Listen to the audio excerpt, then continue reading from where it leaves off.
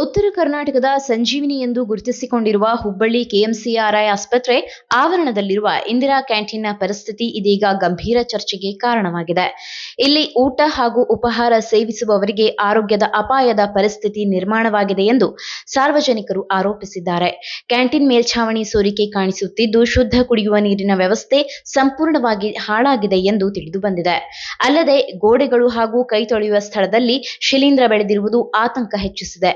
ನೀರಿನ ಪೈಪ್ಲೈನ್ ವ್ಯವಸ್ಥೆ ಕಲುಷಿತವಾಗಿದ್ದು, ನಲ್ಲಿಗಳ ಸ್ಥಿತಿಯು ಅತ್ಯಂತ ಹದಗೆಟ್ಟಿದೆ. ಸಿಸಿ ಕ್ಯಾಮೆರಾ ವ್ಯವಸ್ಥೆ ಇಲ್ಲದಿರುವುದು ಮತ್ತು ನಿರ್ವಹಣೆಯ ಕೊರತೆಯು ಸ್ಪಷ್ಟವಾಗಿದೆ ಎಂದು ಆರೋಪಿಸಲಾಗಿದೆ. ಕ್ಯಾಂಟೀನ್ ಸುತ್ತಮುತ್ತ ಸ್ವಚ್ಛತೆ ಇಲ್ಲದೆ ಗಲೀಜು ಮತ್ತು ದುರ್ವಾಸನೆ ವ್ಯಾಪಿಸಿದ್ದು, ಒಳಗಿನ ಶೌಚಾಲಯವು ಬಳಸಲು ಯೋಗ್ಯವಿಲ್ಲದ ಸ್ಥಿತಿಗೆ ತಲುಪಿದೆ ಎಂದು ಸ್ಥಳೀಯರು ತಿಳಿಸಿದ್ದಾರೆ. ಕೈ ತೊಳೆಯುವ ಸಿಂಕ್ ಹಾಗೂ ವರಾಂಡ ಕೂಡ ಅಶುದ್ಧತೆಯಿಂದ ತುಂಬಿಕೊಂಡಿದೆ ಎಂದು ಆರೋಪಗಳು ಕೇಳಿಬಂದಿದೆ. ಪ್ರತಿದಿನ ಸುಮಾರು 500 ಜನರಿಗೆ ಊಟ ಹಾಗೂ ಉಪಹಾರ ಪೂರೈಸಲಾಗುತ್ತಿದ್ದು, ಇಂತಹ ಅಸ್ವಚ್ಛ ಪರಿಸರದಲ್ಲಿ ಆಹಾರ ಸೇವಿಸುವುದು ಆರೋಗ್ಯದ ದೃಷ್ಟಿಯಿಂದ ಅಪಾಯಕಾರಿಯಾಗಿದೆ ಎಂದು ಸಾರ್ವಜನಿಕರು ಆತಂಕ ವ್ಯಕ್ತಪಡಿಸಿದ್ದಾರೆ.